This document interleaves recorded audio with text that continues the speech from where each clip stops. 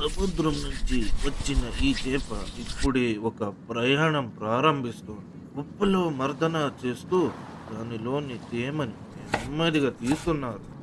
ప్రతి చేపను జాగ్రత్తగా ఉప్పులో ఉంచి కాలంతో పాటు మారే ప్రక్రియ అప్పగిస్తున్నారు. ఇది వంట కాదు, ఇది సంరక్షణ కళ. అంతర్గత భాగాలను రిమూవ్ చేస్తూ షేప్‌ని ఇంటాక్ట్‌గా ఉంచుతున్నారు. ఇది స్కిల్ మరియు ఎక్స్‌పీరియన్స్ కలయిక. ఉప్పు లేయర్స్ మధ్య చేప తన స్ట్రక్చర్‌ని మెయింటైన్ చేస్తుంది.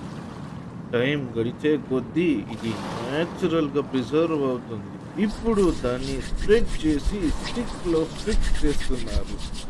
ఎయిర్, లైట్, టైమ్ ఈ 3 ఎలిమెంట్స్ కలిసి దాన్ని పర్ఫెక్ట్‌గా డ్రై చేస్తాయి.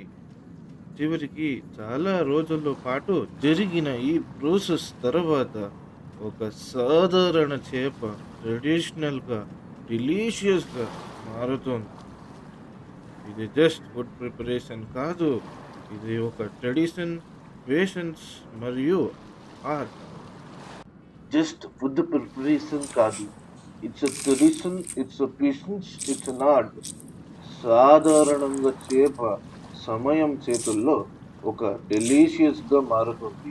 ఇలాంటి సంప్రదాయ ప్రిజర్వేషన్ ప్రాసెస్ ఇప్పటికీ జపాన్‌లో కొనసాగుతోంది.